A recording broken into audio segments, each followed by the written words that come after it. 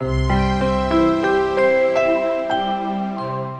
Video में मैं आपको बताने वाला हूं कॉन्सेप्ट ऑफ टोटल प्रोबेबिलिटी, जो कि मोस्ट इंपोर्टेंट टॉपिक है हमारे सिलेबस के पॉइंट ऑफ व्यू से, एग्जाम पॉइंट ऑफ व्यू से। अगर आपने इसको मिस कर दिया यानी आपके 4 मार्क्स केस स्टडी से कटने वाले हैं, तो आप इस कॉन्सेप्ट को अच्छे तरीके से समझेगा। यहाँ पे मैंने क्वेश्चन इस तरीके से फ्रेम किया है कि हमारे पास 3 ऐसी सिटीज हैं जो कि मेरी लोकेलिटी के आसपास हैं, जिसमें है खरगोन, सेकंड है कसरावत और थर्ड है महेश्वर।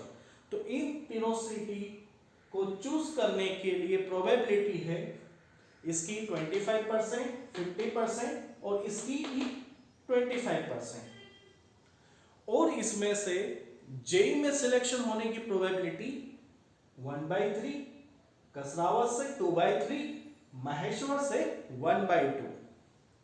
तो इस तरीके से मेरे पास क्वेश्चन ये है कि मेरे पास 3 सिटीज हैं और वहां पे सिलेक्शन होने के लिए जेई में सिलेक्शन होने की प्रोबेबिलिटी अलग अलग दी है। तो टोटल प्रोबेबिलिटी का क्वेश्चन है ये है कि रेंडमली मुझे सिलेक्ट करना है जेई में सिलेक्शन होने की प्रोबेबिलिटी। तो मेरे पास क्या क्या चांसेस है, वो खरगोन का भी हो सकता है, कसरावत का भी हो सकता है और महेश्वर का भी हो सकता है। तो ये वाली जो प्रोबेबिलिटी होगी ये मेरे पास टोटल प्रोबेबिलिटी होगी। और इसको मैं किस तरीके से निकालूंगा, इसको इवेंट E1 दिया, इसको इवेंट E2 दिया, इसको इवेंट E3 दिया, और जो जेई में सिलेक्शन होने की प्रोबेबिलिटी है उसको इवेंट ए दे दिया मैंने।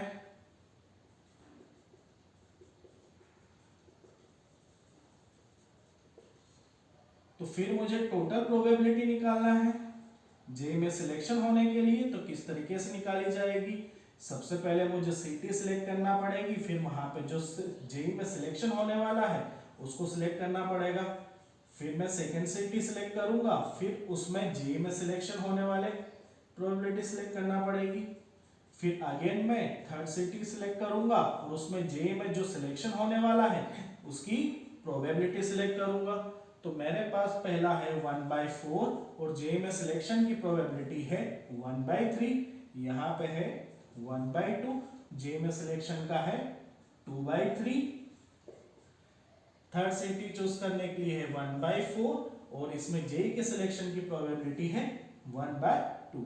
अब इसको सॉल्व करने पे एलसीएम ले लेता हूं, 12 का आ रहा है, यहाँ पर 8 है, 6 है और यहाँ पे 12 है, सॉरी 8 है, 12 है और 6 है, तो मुझे 24 लेना पड़ेगा।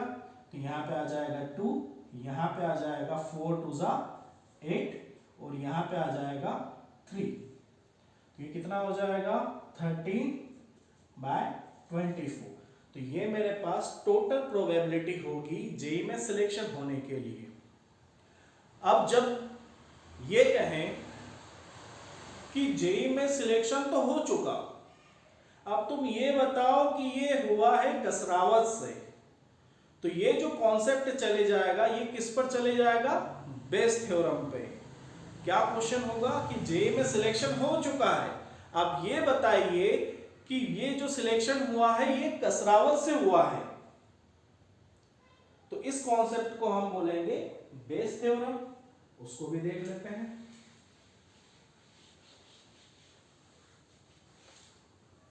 बेस थ्योरम क्या कहता है, तो बेस थ्योरम ये कहता है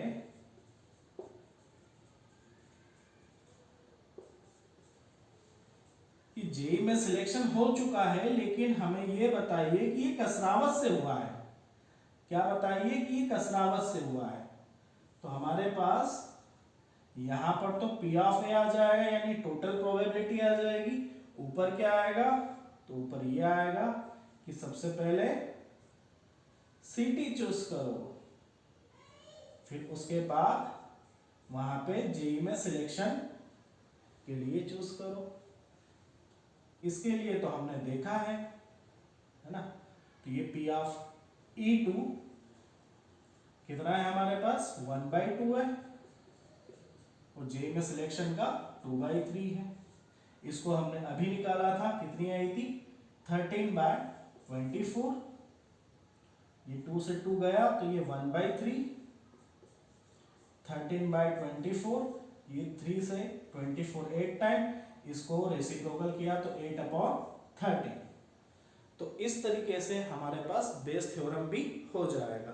तो दोनों कॉन्सेप्ट को अपने को अलग अलग करके याद रखना पड़ेगा कि जब हमारे से रैंडम सिलेक्शन की बात करें तब हमें टोटल प्रोबेबिलिटी यूज करना है, और जब हमें एक सिलेक्शन दे दिया जाए और वो सिलेक्शन हुआ किससे है ये पूछा जाए तो वहां पे बेस थ्योरम का कॉन्सेप्ट अप्लाई करना है। Hope you understand the concept well. अगर क्लियरिटी है तो एग्जाम में कोई सा भी क्वेश्चन आपसे बनेगा, stay focus, keep learning. If you have any doubt, you can comment here. I will definitely solve your doubt. Thank you so much.